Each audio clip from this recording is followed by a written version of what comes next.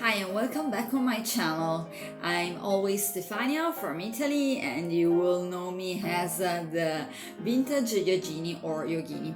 I'm Stefania, as I have already said, and today we're talking about how to start with the vintage style and how I started with the vintage style. I'm here at my home today, not in my yoga studio as I've done in the other videos, and I'm going to talk to you about how I started with vintage style and how I recommend you to start with vintage style. Of course, we all are willing to save money and we don't like to spend a lot of money for a real vintage clothing style or a real vintage dress and so on. So my advice is to try to save money with some tips and tricks. So how I started to dress, to make my style more vintage. Of course, I started, as I said in the previous video, I started with a little class done by a girl that is here in Turin, and I salute her. Her name is Marta. She taught me a lot about hair and makeup. Hair is the most difficult thing for me because I have not a big knowledge about how to style your hair, how to make them curly and feminine and so on. So I'm still learning, so sorry if my hair are not vintage as the other influencers are. I started to learn some things about vintage hair and vintage makeup in that occasion. But for a long time, I thought that using vintage clothes, try to dress vintage, try to have a vintage style should be very expensive. So I took this knowledge and made a little box and stored aside. After a lot of years, in these last months, I decided to take courage and started again to be a vintage girl all around Italy. And so I started little by little. I approached vintage starting from clothes, and I've done a lot of researches, for example using books but also watching videos. You that understand English are very lucky because in Italy there aren't a lot of vintage influencers, a lot of vintage YouTubers. I have to say that our vintage, Italian vintage, is not so glamorous as, for example, America's vintage. During the period that I love, so 40s and 50s, Italy has been very rough place. We had war, we had people starving, we had women only try to arrive at the end of the month, we had sickness, we had a lot of things. So women didn't think about how glamorous they could be.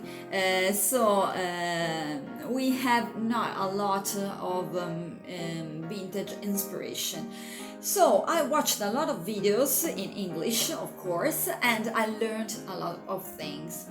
Starting with that point, I started to try to incorporate vintage style into my everyday life.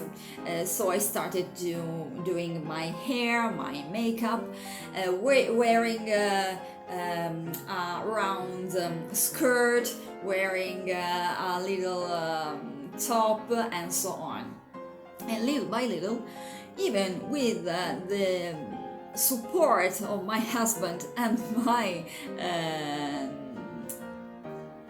psychologist, I can say, I took courage and started to wear vintage every day.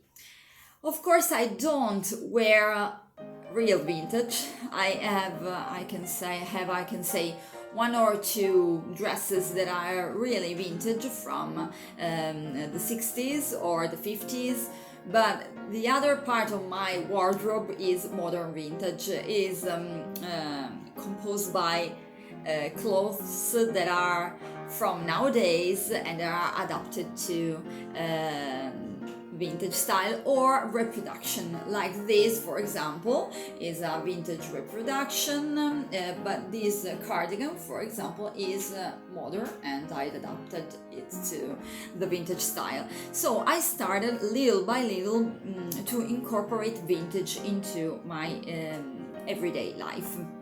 And so I started like this. In these last months, people here in the northwest of Italy sometimes are looking at me in a strange way. Wait, but they are called curious. Curious. I can say curious. They are not critical, and so they look at me in a strange way, but in a funny way. So I'm very pleased by that, because I was very scared by the other people's judgment. And how I purchase my clothes. Of course, I am a very big fan of used clothing and used items in general. I like a lot to go to the thrift stores, to little flea markets, and to find something interesting. Here we have some vintage clothing store. For example, here very near to our home we have Humana Vintage, that is a shop that has also a project to help people from other countries to make a living. So by buying their items you can help this mission. But we have also a lot of other thrift stores in which I find, I think, the most, the biggest part of my clothing. I can mention it to you, but if you don't live in Italy, it's not very usual. So, for example, Cambiamenti is a little shop that we have here in Turin, and also Da Capo are stores in which people are working to help other people.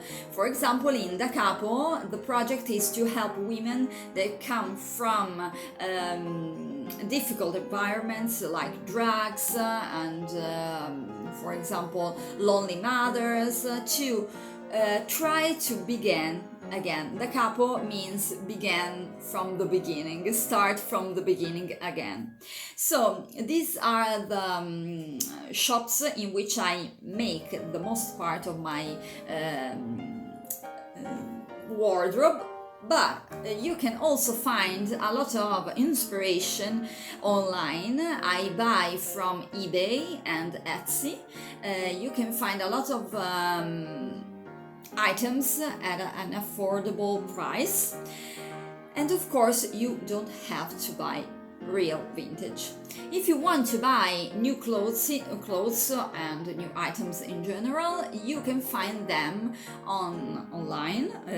For example, on Amazon, there are a lot of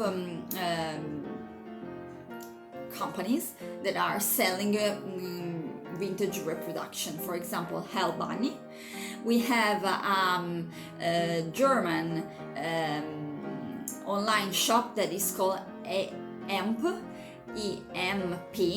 I leave you here the link in the description box, in which you can find a lot of these items. For example, from Voodoo Vixen, that is a British company that sells vintage reproductions. I can't talk today. It's something that is very bothering me because I'm fluent in English, but when I'm recording videos I have a lot of difficulties. Very sorry. So this is how I started to begin my vintage style.